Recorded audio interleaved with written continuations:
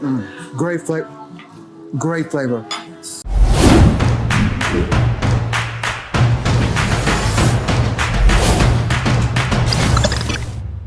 What's up, it's Luis from America's Best Restaurants, and we travel the country coast to coast to find the places where you need to eat at on a weekly basis. So today we're in Indianapolis, and we're at a restaurant called Festiva. It's an awesome Mexican restaurant, and we're gonna get to talk to Miriam, who's the GM, and we're also gonna dine on some really, really amazing dishes like their Carne Asada and a few other items, a couple of surprises. And I know you're hungry and probably thirsty because you're watching this, so why don't you just come with me? Let's go check it out.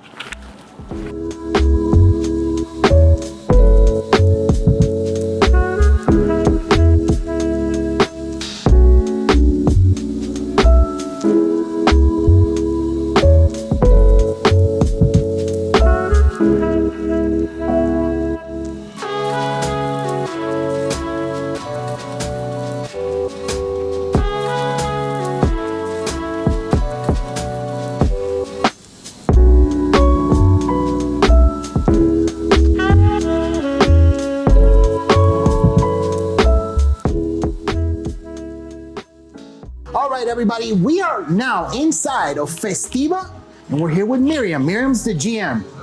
You basically like do everything here. Yeah. Pretty much. Yeah. Pretty much. She's got to go to cook right after this. No, I'm just joking. No. Anyways, so Miriam, how did you get into the restaurant industry? Kind of actually just happened upon it. I've been in hospitality since I was young enough to work, and ended up walking across the street to a place in India that no longer exists, unfortunately, but Pioneer was my first ever restaurant job. Okay. And I got thrown into serving like most people do. Okay. 2 weeks in the industry and was thrown into serving with no training.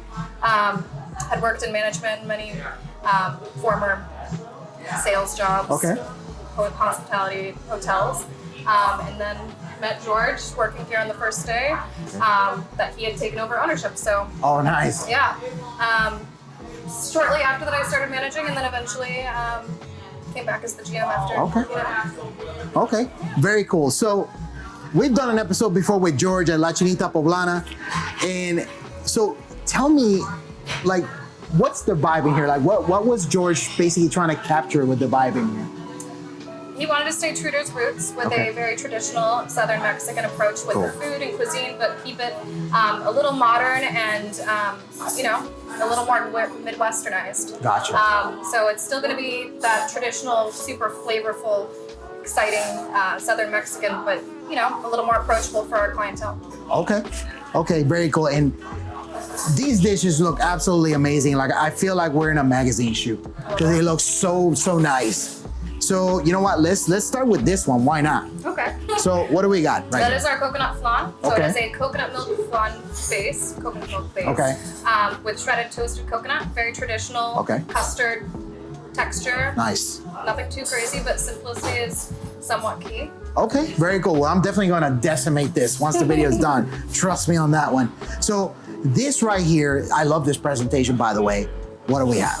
This is more, so this is our Carne Asada. Okay. A traditional way of serving it would be with tortillas, of course, so you can build this into tacos. We have a Mocha Salsa, which is going to be a more stone ground tomato-based salsa, where you still have quite a few chunks. A mixture of poblanos and onions that have been sauteed with rajas con papas, which are potatoes and poblanos that have been smothered in a poblano, a chipotle crema. Great flavor.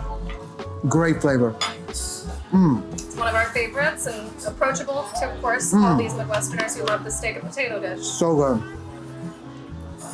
So good. Wow. This guy right here. That's our plantains. So those are Plantains, or fried plantains that have been smothered in George's mother's Donna Maria's mole poblano. It's a very rich, nutty, sweet mole, then dressed lightly with some sour cream, queso fresco, and cilantro. Very interesting flavor. So good.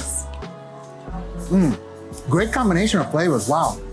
This guy right here. This is the Camarones a la Diabla. This super traditional dish in Mexico. Of course, we maybe tweaked the flavors and spice levels a bit to be a little more approachable to our clientele. Yeah. So it is going to be caramelized onion chipotle arbol salsa that is added to shrimp that have been sauteed in a garlic, lots of garlic with butter, and then we flash a little tequila. So it's is it a spicy, little bit? It's creamy. So is it a little bit milder than how they serve it in Mexico? Absolutely. Okay, so it's not like people say that that's too spicy for them. Really? You know, we preface it with a la Diabla in the style of the devil.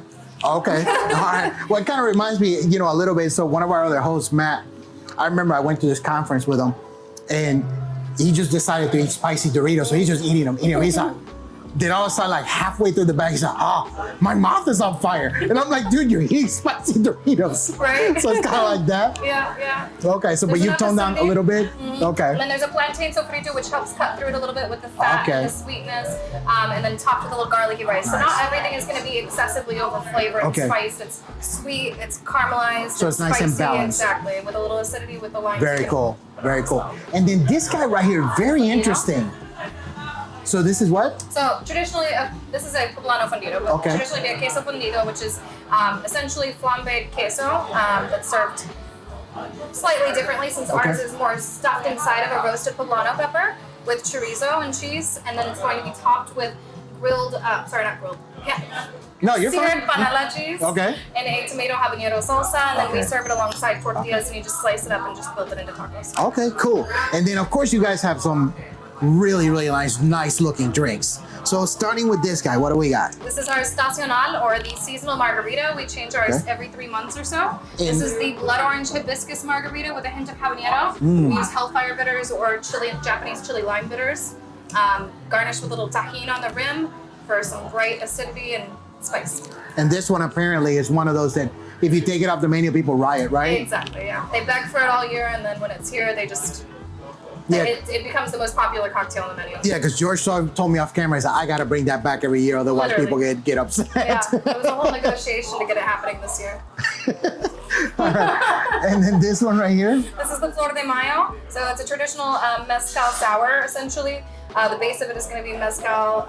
We use zikru, so it's a little more approachable, palatable, not as smoky. Chartreuse, yellow chartreuse, and then egg white, agave, and lemon juice. Okay. And then this last one, which is like the special one. So this one, although it's, you know, in this specialty glass, it's even more elevated than it looks here. It's a Falanco Margarita, which is going to be our $50 margarita on the menu. Shaken table side, made with Comos tequila, which is a new tequila to the market. It's actually Mediterranean inspired. It has Grand Marnier 100-year Cuvée de Centenaire, and just a literally freshly juiced lime and lemon at the table. Nice. So there's really great amount of selection here. I love just the elevated looks of the plates, and the flavors are phenomenal. Certified legit. I mean, I was telling George, and I was like, I don't know what goes through your mind with these recipes, because like I've never had Mexican inspired food like this. I mean, it's just absolutely phenomenal. I've been totally blown away with this restaurant and with this other restaurant. 100% high recommendations from me. That's our regular experience with, especially people having a misinterpretation of what traditional Mexican food is. And a lot of people unfortunately think Tex-Mex is traditional. So it's kind of breaking the barrier there. And I mean, the other day I legitimately told a man, yes, I realize I'm telling you to order like ribs from a Mexican restaurant. Yes, I'm aware. But they're delicious. That's awesome. Well, so they also got ribs. There you go. Who knew? So look, everybody, if you're looking for more restaurants like Festiva, make sure you hit the subscribe button and hit that bell notification so you know whenever we drop a new episode. So now, Miriam, how can people find out more information about Festiva? We're available on our website. You can find out information about what we offer. We offer our website reservations as well, and carry out orders. Awesome. You can visit our Facebook page. And of course, the best thing to do, you gotta come here, because you gotta have this food. You gotta have this experience. You gotta support local restaurants. So whenever you're in Indianapolis, you need to stop by here. It's one of my favorites. So look, we're gonna leave you. You can also find a full listing on americasbestrestaurants.com. And I'm hungry. I'm gonna eat. See you guys on the next one.